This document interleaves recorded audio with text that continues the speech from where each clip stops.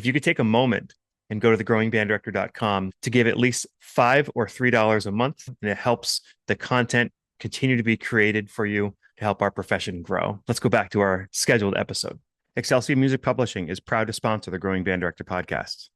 The new concert band and jazz ensemble music releases from Excelsior Music Publishing are here now and available from wherever you get your band music, featuring works of all levels from an incredible composer roster. Listen, browse, and get inspired at excelsiormusic.com. That's EXCELCIA music.com. If you're a band or orchestra director looking to streamline your rehearsals and help your students take ownership of their intonation, you need to know about Tuner Caddy. It was invented by Mark Casperson, a veteran band director with 38 years in the classroom. Like lots of us, he was tired of drop tuners, scattered materials, and constant reminders. So he created a solution, and after 57 prototypes, the Tuner Caddy was born. It's been used by some of the most respected programs in the country. Mouse Middle School, Cooper Junior High School, Arbor Creek and Creek Valley, Rushing Middle School, Stiles and Grisham Middle Schools, and the Henry Middle School Band, which was a 2024 CCC Honor Band of Texas. These aren't just good groups, they're the best of the best. And when they step on stage at Midwest, TMEA, or Music for All, many of them have Tuner Caddy right there with them. It's been used by university music ed professors to help train future teachers because it works. The classic fits most stands and includes a pencil holder. Student Pro is slim, binder ready, and magnetized, and the new Tuner Metronome combo transposes and has a 6-foot mic, ideal for students and directors alike. You can get them at tunercaddy.com, Music and Arts, Sweetwater, Premier Music Teaching Aids, and local retailers. They even offer grant writing support for educators. Check them out. Do you spend valuable time all year correcting students' hand position instead of focusing on the music? Thumb Gummy solves this. These simple, cost-effective teaching aids fit on trumpets and trombones to guide the right hand into proper position, reducing tension, improving form, and giving tactile feedback so students can focus on playing, not adjusting. It's easy to use, comfortable, and designed by teachers and players, not just for your beginners, but for older students as well. Join thousands of students and bands already seeing the difference. And keep an eye out for our new clarinet thumb rest coming soon. Visit thumbgummy.com to learn more. That's thumbgummy.com. Welcome to the Growing Band Director podcast. This is episode number 269, and you are right. This is not Kyle's voice. I am Krystle Smith, his wife, and a friend of ours reached out. This is with me, David Tromba from Dover Middle School, and he was speaking with another colleague about beginning band, and he had some questions for me and how I do beginning band, and this is literally how our podcast started. We have conversations with people and then share that wealth with all of you. So thank you for being on with me, David, for reaching out, for asking the questions, and hopefully I can be some help. Okay. So, of course, how we do it here in Westbrook, it's going to be different in every community. So tell me what's going on in Dover right now and what it is that is changing or that is provoking some of your thoughts on how you do beginning band and all of that. Sure. It's mainly about the recruitment process. For the longest time, it happened in the elementary schools. Mm-hmm. Our district shifted, starting the beginners in middle school. So now the challenge, or we're trying to improve, is getting access to those kids in those feeding elementary schools. So I was just reaching out, asking folks how they're going about doing their recruitment process, and Mm-hmm.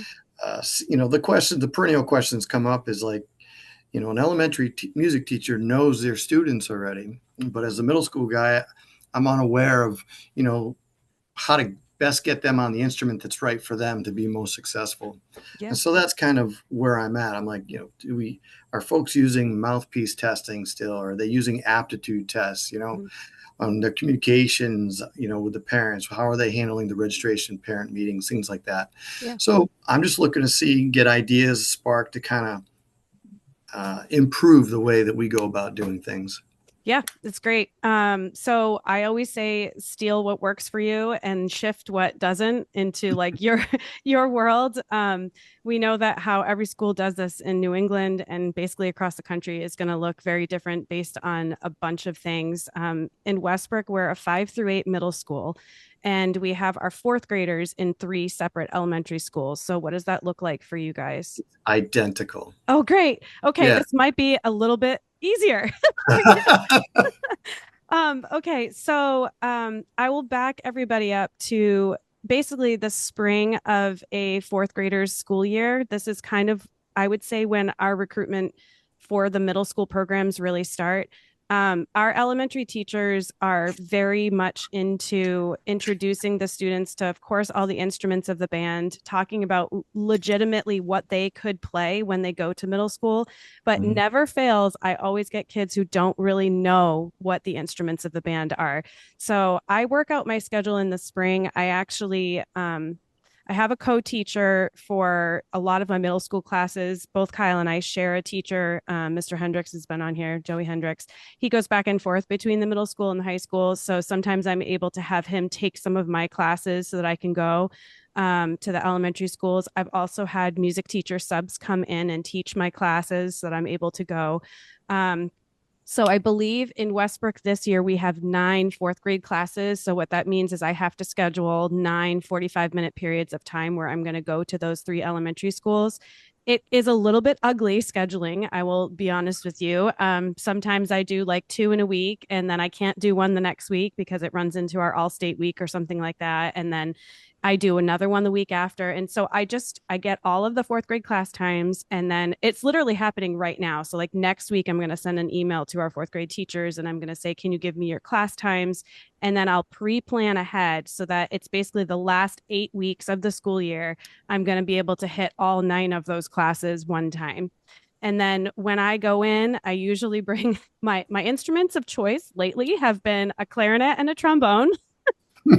Those have been my 2 that I've shown off, like actually demonstrated for the kids, talked about how I put them together. I give them a chance to hold it. I show them the reed on the clarinet.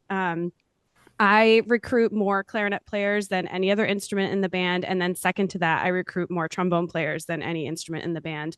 And then the rest of it is balanced from there, which I'll probably end up talking about a little bit as we talk about signups at the 5th grade level. So, 4th grade is primarily to get them curious. That's like my number one goal. I don't really send home much more than like an introductory letter with all the students. In Westbrook, we have multilingual learners. I try as much as I can ahead of time to know which languages I'm going to need for these 4th grade classes when I go and visit. So if I need a copy in French or Portuguese or Spanish or whatever, I usually am able to provide that to the classroom teacher and then they will pass them out and give them in their homework folders so that they can bring them home with all of the other stuff that they need to bring home that day. Um, I send a note to the 4th grade teachers because it's likely that their students are going to be talking about what happened in music class that day. So I try to make that connection with them so more conversations can happen. I include my email on the letter home so that if parents want to reach out to me, they can. Um, that usually gets kids pretty fired up about band class in general. And it's enough of a tease that they actually remember me when they come in for step up day. I'm sure you guys have some sort of a step up day where the kids come over and see what the big middle Yes. school is all about. So Yes. I'm usually standing right outside my room when they come down to the music wing and they're like, oh, I remember seeing you at my school. You came with the black thing. So it's like their first connection really to the middle school unless they've seen other teachers or have older siblings and have visited or something. It's just a little bit of curiosity for them. Yes. We have other schools that are nearby. Cape Elizabeth Middle School is actually a couple towns over from us. They do all of their registration and all of their instrument suitability and mouthpiece testing in the fall of a child's 4th grade year. That is the model that I actually took for Westbrook, and I did it for years. But then after COVID, it was really, really, really hard for me to do it. Our community definitely has a lot of turnover between grade 4 and grade 5. We have a lot of people who move out. We have a lot of people who move in. That period of time, for whatever reason, is really it just seems like it's a little bit more volatile than I want it to be when I'm really talking about recruiting for a large program. So I made a shift right after we were like sort of back in normal land after COVID, even though I don't think we're really normal, but I mean, we're getting closer. I would say in like maybe 2022, 2023, maybe. I started really going in the beginning of their 5th grade year is when I do instrument suitability testing. I do all of the aptitude testing, and I again introduce students to the instrument of the band. Which is crazy because I'm not putting instruments into kids' hands until November. And some people are like, how the heck do you do that? But Right. to be very honest, I have not seen any shift in their abilities come the end of their fifth grade year. I don't know what it is about that first quarter of the year, but it's just in here, it's really, really hard for kids to adjust to middle school. And I think that throwing them one more thing has not been helpful. So letting them kind of walk into this a little bit after the fact and get instruments in their hands by November has been very effective for us. So in our situation, we're trying to been doing it a little bit differently in that we're trying to get them to register for fifth grade band by the conclusion of their fourth grade year. Yep. So the instruments are waiting for them. The way our schedule is, I mean, they're coming to those classes no matter what. And so I'd rather hit the ground running in September so that they're not waiting for the opportunity to Yep. schedule, because that's the way the schedule drives the train, I guess. Yes. But Yeah. And that I think can work because it has worked. Like I said, Cable Elizabeth still uses that model right close to us. And we used to use it and it worked great. It's just the community changed and things changed afterwards. And it felt not so steady when they came in. And I had a lot of kids that were like trying to play catch up. And it was like a lot. I mean, like 25, 30, 40 that were like not getting all the information that they needed to be able to effectively start in September. But if that's the model that you would want to use, I would definitely encourage your fourth grade music teachers and you to be part of this testing process. And I would do the tonal and rhythm aptitude tests. If anyone out there is not familiar with this, we use the GIA publications intermediate measures of music audiations test. So if you go on GIA and you put IMMA in their search bar, you're going to see a test kit. It comes in a few different levels. The intermediate one is best suited for fourth graders. So what we used to do in that timeline is we would test the students in January and February in their music classes. And then it would give us results on tonal and rhythmic aptitude. And then I would visit not once, but twice for each fourth grade class. And I would do all of the mouthpiece testing myself. So I would bring a flute mouthpiece, a trumpet mouthpiece, and a trombone mouthpiece. And every student in the fourth grade would get an opportunity to try them. And then I would factor in their tonal and aptitude test scores, plus their results on the instrument mouthpieces. And then I would send home registration letters for band. That those would usually be like April, beginning of May, so that I could get them all turned back to me in the beginning of June. And then our guidance department could start rolling out the classes throughout the month of June. And then I would have a class list. As soon as I would get a student's registration form back with what instrument they had selected, then I would send them back you have an option to rent, you have an option to purchase, you have an option to buy used, whatever your options are, borrow from the school. So there would be a lot of paperwork back and forth. Again, a kind of a different model. Cape Elizabeth does everything electronically because they have a community that responds to that really well. So all of their forms, everything going back and forth is 100% electronic, which may work really well for your community. It does not work well for mine. And I need to translate everything into, I think this year it was like 7 different languages. So I really needed that on paper in my world. yeah. So you're still using the mouthpiece testing and the aptitude test, correct? I am, and they are a game changer for us, for and, sure. and how do you handle what's your process when the kids are registering saying, I want to play these instruments? How are you accessing those kids to have the conversation about you might want to consider this instrument?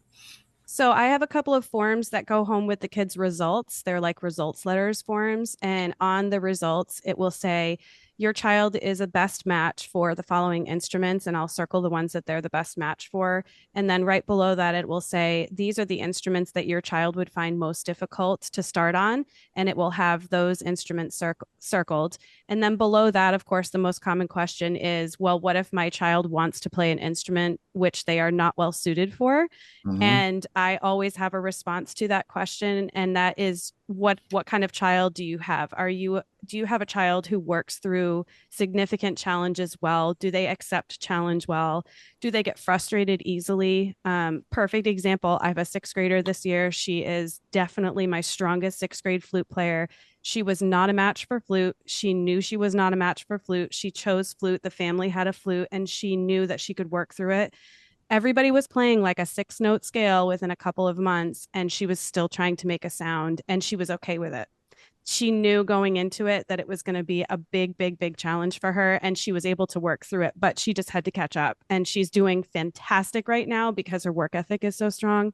Opposite to that, I had another student in the very same class, picked the flute, not a match for flute, was so frustrated after their first year that they didn't continue the next year, and knew going into it, but just not really willing to work through the challenge and chose the instrument anyway. So those things are definitely going to happen, but you're arming the family with a lot of knowledge about what their child is going to be walking into. And that is a huge game changer when it comes to just overall retention and attrition. Yeah, no, that's awesome. Those are good little tidbits right there that I Yeah. can hold on to. Yeah. That's awesome. So, what are some of the other things that you think have been like the uh, the best way that you've been able to balance the incoming instruments? You know what I mean? It's just so Yeah. you don't have a, like you've already kind of mentioned that with your clarinet, trombone, like you've solved that problem. Like, Yes. so I'm gonna steal that one as well. Yeah. We're not Yeah. gonna demo the saxophone. Nope. No need to demo the saxophone. Everybody knows about the saxophone. Saxophone's great. So I carefully watch the registrations when they come in, and I do have the students pick a first, second, and third choice. I've had parents respond to me and say, well, they're going to put flute 3 times. And I'm like, okay, well, you have to know that the flute section is a section that fills. And I'll usually respond to that parent right away, because it is rare that somebody would be that insistent that they're going to put flute, flute, flute, and then take a week to register when my flute section is already full. Right. But so anyway, I allow them to pick 3 choices. I tell them right away in that registration letter, right where they mark down their 3 choices, that our job is to balance the band, that a band doesn't sound good unless it's balanced. And so I'm really, really putting notes like next to the trombone, this is the instrument that we need the most, or I put next to clarinet, this is the instrument we need the most for a balanced band. And then right next to trombone, this is the instrument we need the second most for a balanced band. And then I'll go down, and I think flute and percussion are like the last 2. Yeah. So, and those, of course, are the ones that fill fastest, and parents are aware of it. So you wouldn't believe that just putting those little 2 notes near their registration form actually promotes kids to get their forms in quicker. And then they're not surprised when they're full.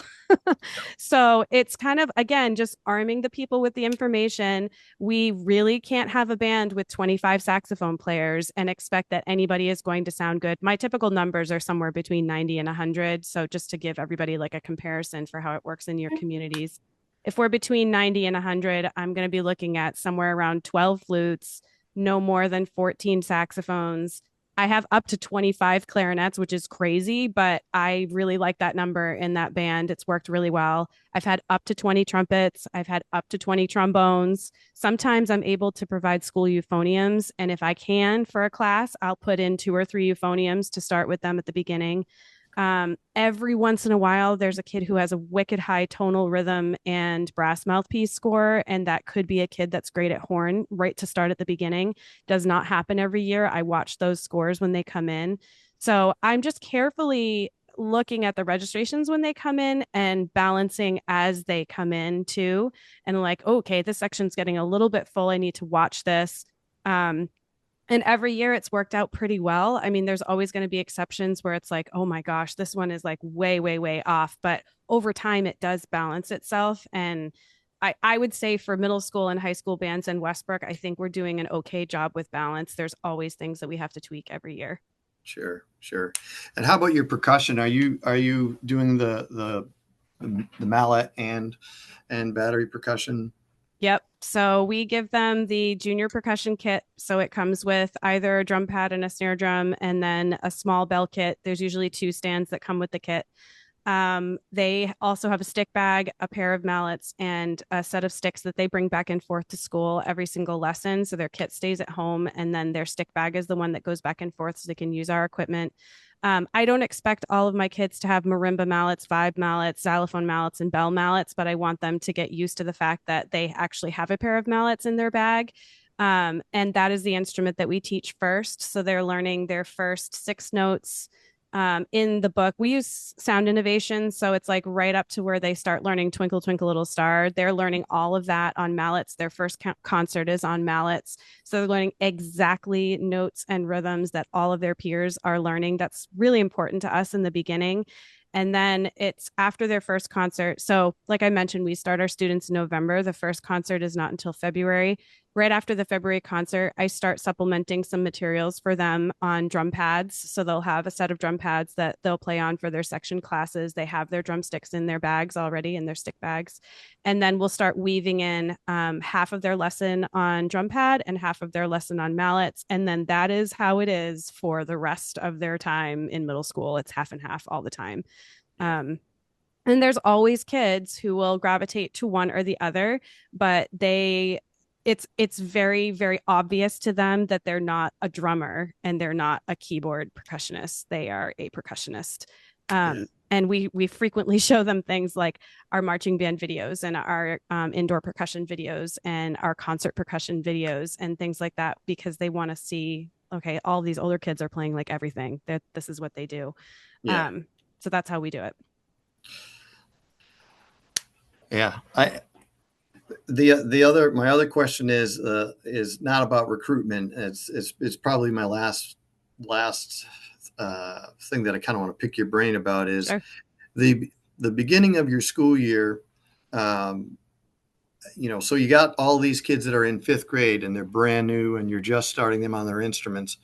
Are you guys doing lessons first? Or in our school, the schedule works where they really want these kids in an ensemble class from the get-go, even though they haven't had the lessons prior to. Mm-hmm. So I do a lot of pre-band building of skill sets while I'm getting their instrument chops underway in lessons. I just kind of want to know what you're doing and how you guys are approaching those beginning weeks or month. Yeah, so for us, it's an entire quarter. And it's when they come in September. We start our classes right after Labor Day. And then this is both my recruitment, my instrument suitability testing time, my aptitude testing time, and my pre-band time. So like every 5th grader, regardless of whether they get an instrument in their hands and they want to register for band or not, they actually go through the beginning band, pre-band curriculum. It definitely doesn't hurt them all. So we're working on steady beat and rhythm reading to start. We do that right away. There's some really good resources out there that I've found that are like play along kind of stuff. So I would put like up on my screen a song that would be something similar to body percussion that's getting them to either tap their foot, clap their hands, move their bodies in a way to a beat. And then we'll transfer that to, that's what this rhythm looks like. I'll start writing rhythms down on the board. I teach everybody the notes of the treble clef, the notes of the bass clef. I teach the first 3 notes that a clarinet or a trumpet player would learn, flute, go through all of that so that they can kind of like start picturing it. Oh, this could be real for me if I play the flute. Mm-hmm. This is all by homeroom class. So I don't see the students in this setting by instrument. So because they haven't registered for an instrument yet, I kind of have to go a little bit more general. But it sounds like with your model, if you're registering students for a particular class, you could do this kind of pre-band program, but gear it very much towards the clarinet player or very much towards the trombone player if you have them set up in lessons like that. And then literally when they have their instruments in their hands, it's much easier to hit the ground running. Right. It's interesting. So this is now a new thought on this. I was all about trying to get those numbers so that they can be scheduled because that's the way the schedule for the school works. Mm-hmm. But there's another thought is if you're interested in band, register for band, and they could be registered in band, but we don't do getting them on selecting an instrument. We could do that pre-band and all of that testing in the fall and lead and have that one-on-one with those kids to actually sign up for that course. Yes, you definitely could do it that way. Just like a general, like, yes, I want to play an instrument, but I have no idea what I want to play. Yeah. And then you can be part of helping them figure that out. Right. And then they're in the school with me, and then we can control that situation so much easier. Yes, I agree That's with that. interesting. Yep. Yeah. That would work well for you, it sounds like. Yeah. That's a whole nother, hadn't thought of that angle either. So now I have to put that, you know, put that one in It's and see always how that. like this. Like we're always having to like shift and move things and like something sparks another idea and Right. I'm it's worth trying. The only way I've gotten to the place that I'm at right now, and I still feel like I'm going to adjust it, is by trying it out. Somebody gave me an idea and I was like, okay, I just got to try this and see if this works. Right. What is the size of of Westbrook's middle school, the 5 through 8? We have 720 students at our school right now. Yeah. And so, and you're recruiting and starting, 90 to 100 in fifth grade, and you're Yeah, doing that at the beginning of fifth grade. correct. Right. Yeah, the grade this year's fifth grade I want to say is around 160-ish and I have 95 in band. Awesome. Yep. Any other little gems you think I should, I Um should know I about? I don't know if you guys do this with your fifth grade, but I have talked to quite a few beginning band directors about this, and that's their first concert. Have you guys ever done like the informants concert where you're basically teaching the audience through like a narrative what the kids learn in the beginning? Yes, years ago, used to do that all the time, and especially when it was at the elementary school, because they're little kids trying to learn a big instrument. Yeah. And I think their learning progression is much slower, even fifth grade, but it's already faster than it was in fourth grade. Yes. Um, my comment to my superintendent this year was I really actually want to do more performances like the informants, getting them on stage quicker, because that's the thing that motivates to continue. It's true. And so that is a change that we're looking to, I'm definitely going to try to do. It's like, instead of planning just 2 concerts a year, it's like, Yeah. the only reason why we want to do things is to perform. Yep. Yeah, So it's definitely a huge motivator for the students. I do band karate with the students too, so they can like earn a ribbon for their instrument by playing an exercise, and then they get that acknowledgement at the concert too. So those students are actually performing very, very early to get their belt because they have to do it by themselves. So the performance aspect for us, it totally gears them up for that first concert. And we do a concert. They have their instruments in their hands the second week of November. Their first concert is the beginning of February, and that's how we do it. And then by the time they get to their second concert, it's just a couple months later, and they're able to play. We always use "Rock This Band" by Robert Sheldon because it's a classic. yeah. And like all of my students now up through, well, Kyle's students who are juniors know the song, so they are like going to treat all the fifth graders like they're the biggest rock stars in the universe, which just makes them feel awesome. But everybody around the country is talking about this song. So thanks, Robert Sheldon. We appreciate you. Yes, And get like a snippet of it in the book too. So because it's like a copy from the Sound Innovations book that we use. So those are like two real gems for fifth grade band. Get them on stage as soon as possible. Don't insist that they have to play a band piece. Have them play everything in unison. Have them play lines from their book. Teach the audience about what they have done from the moment that they've started, and it will wow people every single time. Awesome. Yeah.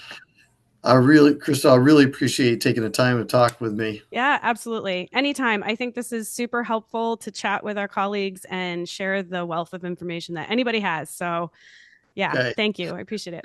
Your pre-band curriculum, is that something, the last question, I promise. Yeah, of course. That you created on your own, or is that something that's out there, I definitely created it on my own. I sort of found a lot of these resources and videos on YouTube because they were just like really fun play alongs for kids, and that's where it started. So they're really engaging, and they love like moving and doing, and not just like reading music on a stand when it doesn't mean much to them. So there's a lot more like engagement and connection. Anything like that will work with kids, and you just literally can totally make it up on your own. Just find the things that speaks to you, that works with the kids.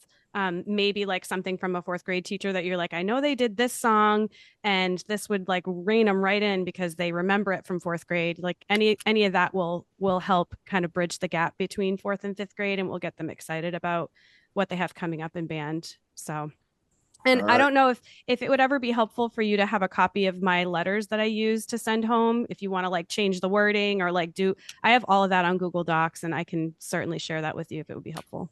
That would be awesome. Okay. Just to get a starting point. Yeah. Okay. Well, thank you so very, very much. Absolutely. We sincerely appreciate you taking your valuable time and listening to the Growing Band Director podcast. Your students are very lucky to have a band director like you. If you have any suggestions for episode topics or think you have an area of expertise to share on a show with us, please reach out.